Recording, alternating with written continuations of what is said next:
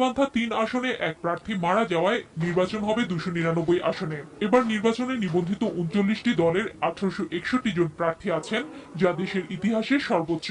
এর মধ্যে রাজনৈতিক দলের প্রার্থী 1733 জন আর স্বতন্ত্র প্রার্থী 128 জন। এসব প্রার্থীদের নির্বাচিত করতে ভোটার রয়েছে 10,42,38,677 জন।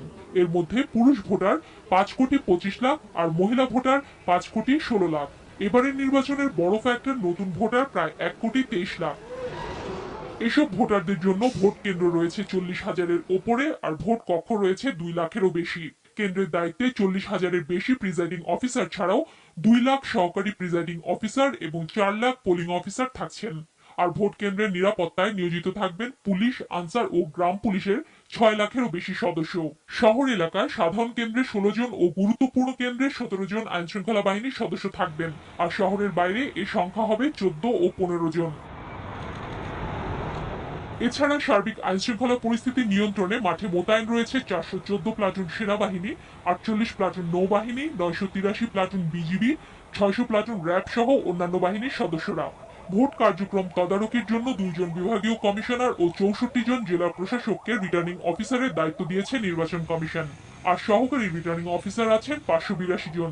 এছাড়াও ভোটের পরিবেশ ঠিক রাখতে 1328 জন নির্বাহী ম্যাজিস্ট্রেট, 640 জন জুডিশিয়াল ম্যাজিস্ট্রেট দায়িত্ব পালন করছেন। এবারই প্রথমবারের মতো সংসদ নির্বাচনে 6টি আসনে ইলেকট্রনিক ভোটিং মেশিনে ভোট নেওয়া হবে। শহর কেন্দ্রিক এসব আসনে 21,24,554 জন ভোটার ইভিএম এ ভোট দিয়ে তাদের প্রতিনিধি নির্বাচন করবেন। নির্বাচন পর্যবেক্ষণে দেশি 81টি প্রতিষ্ঠানের প্রায় 26,000 পর্যবেক্ষক কাজ করবেন। আর বিদেশি 163 জন পর্যবেক্ষক নির্বাচনে তাদের দায়িত্ব পালন করবেন। শারমিন ইব্রাহিম, বাংলা ভিশন, ঢাকা। রাত পোহালে একাদশ জাতীয় সংসদ নির্বাচনের ভোট গ্রহণ শুরু। এরই মধ্যে ফাঁকা হয়ে গেছে রাজধানীর পথঘাট। জোরদার নিরাপত্তা বলয় এখন পর্যন্ত নির্বিঘ্নে রয়েছে রাজধানী। একযোগে কাজ করছে সেনা সদস্য, বিজিবি, পুলিশ, র্যাব সহ আইন শৃঙ্খলা রক্ষা বাহিনীর সদস্যরা। গুরুত্বপূর্ণ পয়েন্টগুলো চলছে তল্লাশি। তবে রাজনৈতিক দলগুলোর মধ্যে বোঝাপড়ার যে টানাপোড়েন চলছে তা থেকে পুরোপুরি উৎকণ্ঠামুক্ত হতে পারছেন না বলে জানিয়েছেন সাধারণ মানুষ। এদিকে নিষেধাজ্ঞা থাকা সত্ত্বেও মোটরসাইকেল রাস্তায় বের করে বিপাকে পড়ছেন আরোহীরা। জব্দ করা হচ্ছে নির্বাচন কমিশনের দেয়া স্টিকারবিহীন বাইকগুলো।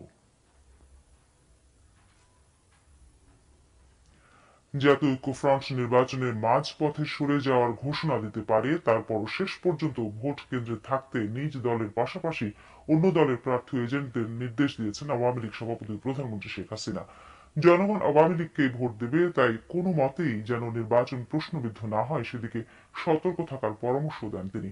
বিএনপি জামাতের হামলায় গুরুতর আহত দিনাজপুর জেলা আওয়ামী লীগ নেতা ডক্টর মাহবুবুর রহমানকে সকালে ঢাকার সিএমএইচে দেখতে গিয়ে এ মন্তব্য করেন প্রধানমন্ত্রী। দলের এজেন্টদের নির্বাচনের শেষ পর্যন্ত অপেক্ষা করার পাশাপাশি ফলাফল নিয়ে ঘরে ফেরার নির্দেশও দেন শেখ হাসিনা। চোরাগোপ্তা হামলা বিএনপির পুরনো অভ্যাস, তাই এসব বন্ধে ঐক্যফ্রন্টের প্রতি আহ্বানও জানান শেখ হাসিনা। নির্বাচন অবাধ, নিরপেক্ষ ও শান্তিপূর্ণ হবে, আর তা সম্ভব হলে দেশে বিনিয়োগের পাশাপাশি উন্নয়নের ধারা অব্যাহত থাকবে বলে আশা করেন প্রধানমন্ত্রী।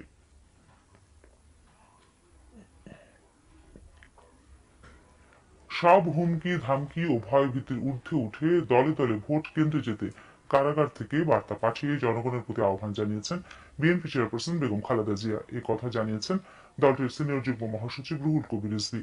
নয়াপল্টনের কেন্দ্রীয় কার্যালয়ে সংবাদ সম্মেলনে রুহুল কবির রিজভী অভিযোগ করেন, কণ্ঠস্বর বিকৃত করে অডিও ক্লিপের মাধ্যমে বিএনপি নেতাদের নামে গুজব ও অপপ্রচার চালানো হচ্ছে। দলের মধ্যে সম্পূর্ণরূপে বিভ্রান্ত তৈরি করতেই এটা করা হচ্ছে বলে জানান তিনি। কঠিন দুঃসময়ে বিএনপি নেতারা ঐক্যবদ্ধ আছেন বলে জানান রিজভী। ধানের শীর্ষের প্রার্থী ও সমর্থকদের বাড়ি বাড়ি গিয়ে তল্লাশির নামে হয়রানি করা হচ্ছে। আইন শৃঙ্খলা বাহিনী তাদের গ্রেফতার করছে বলে অভিযোগ তার। নির্বাচনের আগের রাতে ব্যালটে নৌকা মার্কা সিল মেরে রাখার পরিকল্পনা সহ নানামুখী নীল নকশা বাস্তবায়নের চেষ্টা করা হচ্ছে বলে জানান তিনি। সেনাবাহিনীকে কাজে লাগিয়ে অন্তত ভোটের দিন নিরপেক্ষ থেকে দায়িত্ব পালন করতে নির্বাচন কমিশনের প্রতি আহ্বান জানান রুহুল কবির রিজভী। দেশনেত্রী বেগম খালেদা জিয়া কারাগার থেকে সাধারণ ভোটার, ধানের শীষের সমর্থক ও নেতাকর্মীদের উদ্দেশ্যে বার্তা দিয়েছেন। তিনি বলেছেন, আগামীকাল আপনাদের সুযোগ আসবে স্বৈর শাসকদের হাত থেকে মুক্তি লাভে। সকল হুমকি ধামকি ও ভয়ভীতি উপেক্ষা করে দলে দলে ভোট কেন্দ্রে যাবেন। ফলাফল না নিয়ে আপনারা ভোট কেন্দ্র ত্যাগ করবেন না। আজ বিকেল থেকেই পালাক্রমে ভোট কেন্দ্র পাহারা দেবেন। ফজরের নামাজ পড়েই আগামীকাল ভোটের লাইনে দাঁড়ানোর জন্য আপনাদের অনুরোধ করছি। ভোট শুরুর আগে ব্যালট বাক্স পরীক্ষা করবেন। পোলিং এজেন্টদেরকে তিনি বলছেন ভোট দিয়ে কেন্দ্রের আশেপাশে থাকবে। ভোট গ্রহণ শেষে ভোট গণনা করে কে কত ভোট পেল তা নিশ্চিত না হয়ে সাদা কাগজে সই করবেন না। কোনো অবস্থাতেই প্রিজাইডিং অফিসারের সই ছাড়া সই করবেন না। ফলাফল নিয়ে প্রিজাইডিং অফিসারের সাথে রিটার্নিং অফিসার বা সহকারী রিটার্নিং অফিসারের কার্যালয়ে যাবেন। পরাজয় সুনিশ্চিত জেনে বিএনপির কেন্দ্রীয় নেতাদের কণ্ঠে হতাশার সুর শোনা যাচ্ছে বলে জানিয়েছেন আওয়ামী লীগের সাধারণ সম্পাদক ওবায়দুল কাদের। দুপুরে নোয়াখালী জেলা আওয়ামী লীগ কার্যালয়ে সাংবাদিকদের সাথে মতবিনিময় করে এ কথা বলেন তিনি। এ সময় তিনি আরো বলেন, নির্বাচন হচ্ছে নির্বাচন কমিশনের অধীনে, সরকারের অধীনে নয়। এই নির্বাচন 15 ফেব্রুয়ারি নির্বাচনের মতো ভোটার শূন্য হবে না বলে আশা করেন তিনি।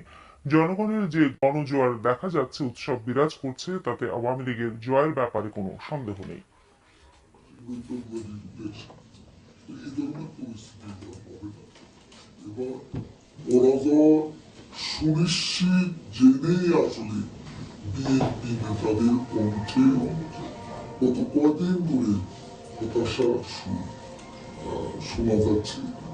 বিশেষ করে আপনি একজন ব্যারিস্টার নেতা, তার সঙ্গে আরেকজন সংসদ সদস্য প্রার্থী কেন্দ্রীয় নেতা যে কোন সেখান থেকে আপনি তাদের ফ্রাস্ট্রেশনের সত্যিকারের চিত্রটা পাচ্ছেন এবং এখান থেকে বোঝা যায় যে তারা 20-30টির বেশি আসন পাচ্ছে। কিন্তু যে দেখা গেছে যে ভোটার শূন্য ভোট কেন্দ্র ছিল 15 ফেব্রুয়ারির ইলেকশন।